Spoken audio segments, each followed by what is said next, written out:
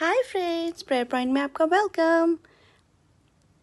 आज हम बात करेंगे इस क्रूस के विषय में, जो कि वो एकमात्र सिंबल नहीं बल्कि ये परमेश्वर की क्रूसिफिकेशन का सिंबल है प्रियो।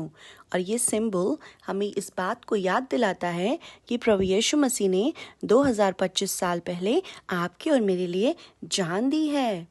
और जब मैं इस क्रूस को देख रही थी तो मैंने उसके प्रेम को देखा प्रियो। हमने कल बात किया था परमेश्वर कितना अच्छा है, और आज जब मैं इस क्रूस को देख रही थी तो परमेश्वर के क्रूसिफिकेशन को मैंने याद किया। और वचन में लिखा है कि जब हम उसके क्रूस की तरफ देखते हैं तो हम उसकी नम्रता को और उसके क्रूस के प्रेम को याद करते हैं। और जब मैंने देखा कि परमेश्वर इतना दयालु, इतना हम्बल कैसे हो सकते हैं। हम तो पापी थे प्रियो, फिर भी परमेश्वर आपके और मेरे पाप के लिए क्रूस पर उसने जान दे दी। और जब मैंने वचन से देखा तो सचमुच में परमेश्वर ने उससे बात की। परमेश्वर कितना दयालु और हम्बल था, क्योंकि एक नम्र मनुष्य ही किसी के लिए जान दे सकता है। और परमेश्वर प्रभु यीशु मसीह आपके और मेरे लिए इतना नम्र बन गया। आइए, यदि आप नम्र नहीं तो हम परमेश्वर के वचन से पढ़कर उसकी नम्रता से सीख सकते हैं प्रियो। और प्रभु का वचन कहता है, प्रभु ने खुद हमें इनवाइट किया है ताकि हम उसकी नम्रता को सीखें, उसकी नम्रता को ले लें।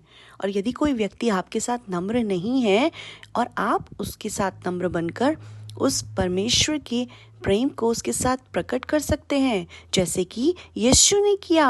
और उसने जान देकर अपनी नम्रता को हमारे साथ प्रकट किया, और उसी की वजह से आज प्रतिफल है ना, आप और मैं बच गए हैं।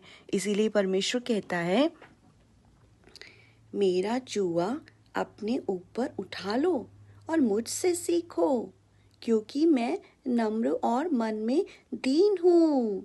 हालेलुया। प्रभु का वचन कहता है, और तुम अपने मन में विश्राम पाओगे। तो प्रभु आज आपको और मुझे इनवाइट करना चाहता है प्रियो, कि हम उसके साथ उसके जुए को ले लें और उससे सीखें। लेकिन हम कैसे उससे सीख सकते हैं प्रियो? प्रभु का वचन बताता है, जब हम उसके वचन से देखते हैं और प्रभु कहता है कि उससे हम इस प्रकार से सीख सकते हैं जब हम उसके वचन पर चलेंगे। प्रभु का वचन कहता है कि जब हम अच्छा बोलेंगे, जब हम दूसरों के साथ अच्छा व्यवहार करेंगे, अगर दूसरा कोई गलत भी बोल रहा हो तो हम नम्रता के साथ उत्तर देंगे, तो हम उसकी नम्रता को अपने लिए ग्रहण करके चल सकते हैं।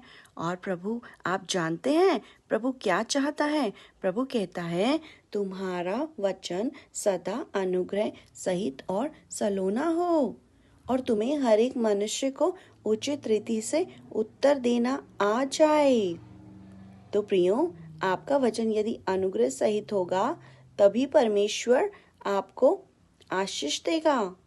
प्रभु का एक और वचन, प्रभु ने मुझसे बात की कि इसीलिए परमेश्वर के चुने हुओं के समान पवित्र और जो प्रिय हैं, बड़ी करुणा और भलाई और दीनता और नम्रता सहनशीलता धारण करो।